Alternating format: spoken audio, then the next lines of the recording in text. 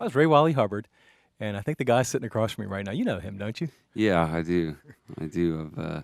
I opened for Ray about 10 years ago and met him that way, and we became friends and have written a few songs together over the Yeah. years. Yeah, so Hayes Carll's live in Studio V today. Welcome, Hayes. I can tell you the last time Ray Wiley Hubbard was here, we got to talking about songwriters up and coming, who's carrying the torch. And you were the guy, he mentioned you again and again and again, so he's a big fan of your music. Well, yeah, thank you. That's nice to hear. We also have a little payola system. What did you pay him, anyhow? Yeah, I can't really divulge that, but people might be listening. It's a monthly thing. Well, welcome to Studio V. When's the last, you've been here, what, 5 or 6 years since you were here? So. Well, I was just trying to figure that out. The first time I came here, I think was around 2002, and then I've come through once or twice more. I think 2005, but I can't remember specifically the last time. But it looked very familiar when I pulled into the park. The metropolis has been the skyline. Yeah, up there.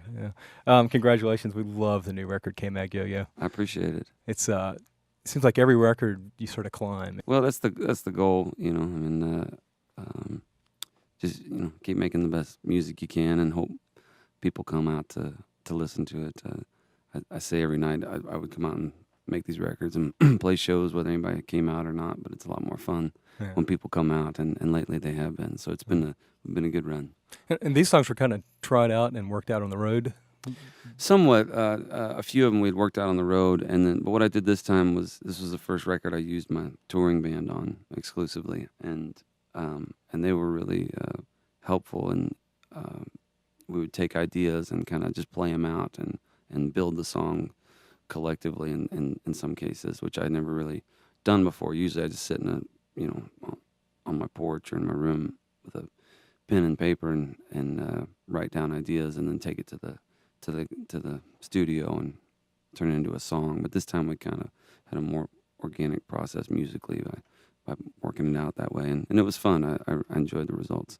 So is this the band that was in the studio with us today? Half of them are here. Our drummer over here, Kenny Smith, and Scott Davis on the guitar and accordion and banjo over here. We're both on the studio record. Mm-hmm. And the name of the band with you today is? They are the Gulf Coast Orchestra. I knew that. I knew they were the Gulf Coast Orchestra. The tuxedos, the whole night, they just look. Yeah, we had denim shirts made up with really sweet stitching on it, but they've boycotted that and refused to. Yeah, kind of rowdy guys in the Gulf Coast Orchestra. Yeah, they think they have their own fashion sense that they want to represent, and Where do the songs come from? Is there an autobiographical component on? Like that? Yeah, usually. I mean, in the past, it was almost all just about me. I'd always most of my stuff was just about how drunk and depressed I was, and that worked for a while. But on this record, there's still some of that, but some element of it in there. But I also kind of included a lot of the stories that I was kind of hearing out on the road from different people. Whether it was, every night after the shows, people would come out and or I'd go out and talk to them, and I would either hear about they were having hard times financially or with the economy, or they had family overseas in Iraq or Afghanistan, or they had just gotten back from there, or they wanted to talk politics, and these themes just kept coming up over and over, and so I kind of started writing about those people or the things they were talking about with people that I invented. I was talking with Martin Anderson a little while ago, and we were wondering, in your mind, is this a theme record? Is it? Not really. I just write songs kind of one at a time. I didn't really start out with the idea that I was going to be writing about a particular subject matter. And then when you make the record, you sit down and you look at everything you've got and you try and see. I tried to see if there was any kind of theme there, just to talk about. But it is sort of a mix of kind of the more autobiographical stuff that I usually do, but that's why we called it "And Other American Stories." Was that we brought in some other people's lives in different ways into this one. It seems like maybe a little more social commentary, though. It seems like a little more serious vein than some of your early records. I guess you were alluding to that. Yeah. I mean, in some ways, it was unavoidable. I mean, when I first started out, like the reason I picked up a guitar was because I heard like early Dylan folk, music, and so for years I thought, well, one day I'm going to write stuff like that, and that never really happened. And I found that it was, it was just writing about my life, which was living alone at the beach, living in bars and driving around and chasing girls and all those things. And that was sort of the life that I was living for a long time. And, as time's gone on and I've gotten older and have a family and pay some taxes and, and then go out and meet the folks that are dealing with all this stuff, that those themes kind of found their way into my songwriting. Yeah. Hayes Carll is live in Studio B. Talk about the title of the CD, K-Mag Yo-Yo. It's a cool song, but the acronym. Yeah, is it's a military acronym. I'm not sure what kiss my butt, guys. You're on your own. Your microphone will explode if it's a FCC violation. Yeah. They've put an ankle bracelet on me actually. Right. I've run afoul with them a few times. So yeah, it's just a military acronym. Scott here, my guitar player, and another songwriter buddy of mine named John Evans. We wrote that song together, and yeah, it was just sort of a tripped out tale about a young guy over in Afghanistan and who gets hit by an IED and then has sort of this morphine induced hallucination about all this crazy stuff happening to him. So it's it's not particularly factual, but there's a healthy dose of government paranoia involved there, and but we were just kind of trying to create intensity-wise, musically, as best we could, what I imagined it would be like being over there. But was that a story, someone you met, or did you just kind of put that together on your own?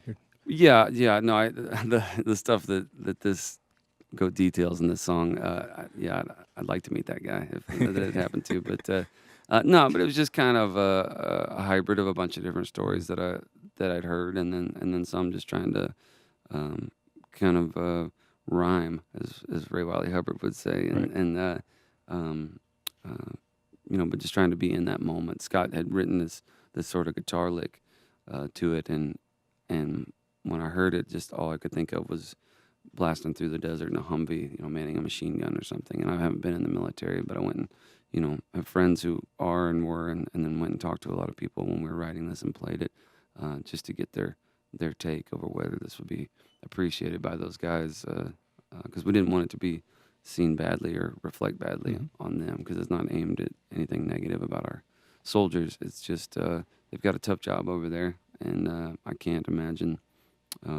what they have to go through.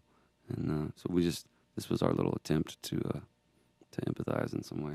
That's been a huge hit for us. I think it's been done really well all over the place. Did you know that was like the song that was gonna hit for you? No, I mean, when after we made the record, I went through and kind of thought, what's the first single gonna be, or what song should we put out there the most, and that seemed like the obvious choice. But you never know what's gonna happen with music. You put it out there and hope for the best. But yeah, it's nice to get positive feedback about it. I mean, it's got hooks. People talk about like pop hooks. I wouldn't call it a pop song, but it's got that hook. Yeah. Yeah. It's I mean, to me, it's like a 4-minute rambling, nonsensical song about a soldier on LSD. So it's not what I thought would necessarily do well, but like I said, it's you never know. So out with the band now. I mean, for years you kind of were a guy with a guitar. Yeah. And now out with this just hammer and band. How's that changed things for you, being the leader of the band? Well, there's more hotel rooms. And you got to pay them, don't you? Well, yeah. Oh, they don't know that. I shouldn't have said that. Let's really sorry. Don't give away the trade secrets here. Forget I said that, guys. But no, it's been fun. I was a solo singer-songwriter for a long time, and then I kind of had smaller groups of more acoustic-based kind of duos and trios and stuff. And the last few years I've been using the bigger band, and it's fun for me. There's at heart, there's always a part of me that wanted to get up and rock out. Everyone went, right? Yeah, everybody's got that somewhere inside of them. I mean, it was fun. I was. You can be the solo singer-songwriter poet in the corner at the coffee shop. But but there's always a party that secretly wants to get up and turn up the amps and get a party going. And so I kind of go back and forth and a few things in between. Has your writing changed? I mean, do you write for a band? Is it any different in that way? Yeah, in some ways. I mean, sometimes I don't really pay attention to what it's going to be. I'm just writing the song. But like on this record, some of the stuff that I wrote, I was much more conscious of having the guys, to play it with, and wrote with that in mind. It's like Stomp and Holler, the lead off is just such a slamming tune. Yeah, like that's that was a perfect example of one where that's not really something I would do solo, Yeah. but when I was writing it, I thought this is made for a band. It's just got that energy and excitement to it that's hard to do on your own. So still touring. I mean, you tour a lot. It's still fun. You still like it? It is fun. Half of it's surrounding yourself with good people, because it can be miserable if you're in a van with jerks. And so I've got a good group of guys with me. We have a good time, because there's the playing is 2 hours a night, but then you got the rest of the day that you're spending with these people. And but it's still fun. When I first started, that was a big part of why I wanted to do it, was that allure of the travel and seeing the land and meeting all these people. And it still has that kind of romantic vibe for me, going out there. And from what you've said, it sounds like an important part of it is sort of contact with the audience, talking to people, meeting people. Yeah, I mean, it's always been kind of an important part of my show is kind of talking to them during the show, and then as well afterwards. Go out and those are the best times when you play a show, and afterwards you meet some folks and they take you out on the town and kind of show you the sights that you wouldn't probably discover on your own.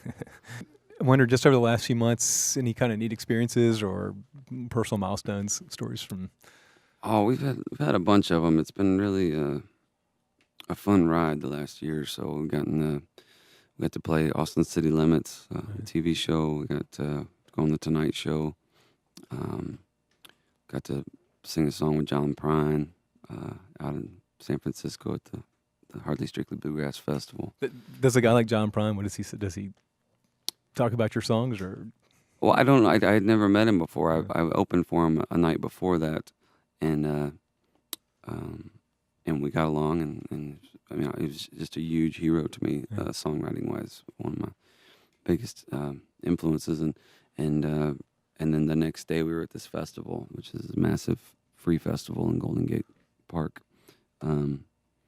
And he said, "Come on out and sing a song with me." And so I did. I went out, and there's 30,000 people out there, and so it was just a really cool experience.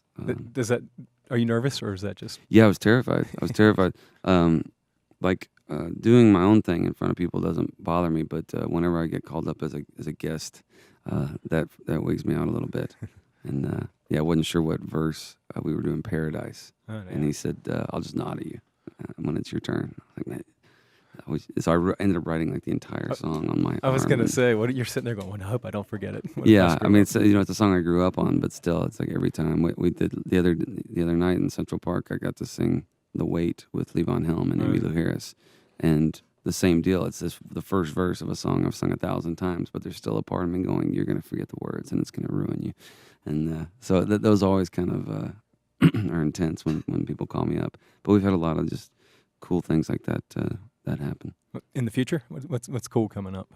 What do we got? Right now we're out with Scott Miller, who's a good buddy and one of my favorite writers and performers, and he's doing a few shows with us, and just shows, festivals, touring around. So we're gonna do Austin City Limits Festival this year, and that's about it, I think. Are you working on new songs now, a new record, or is that?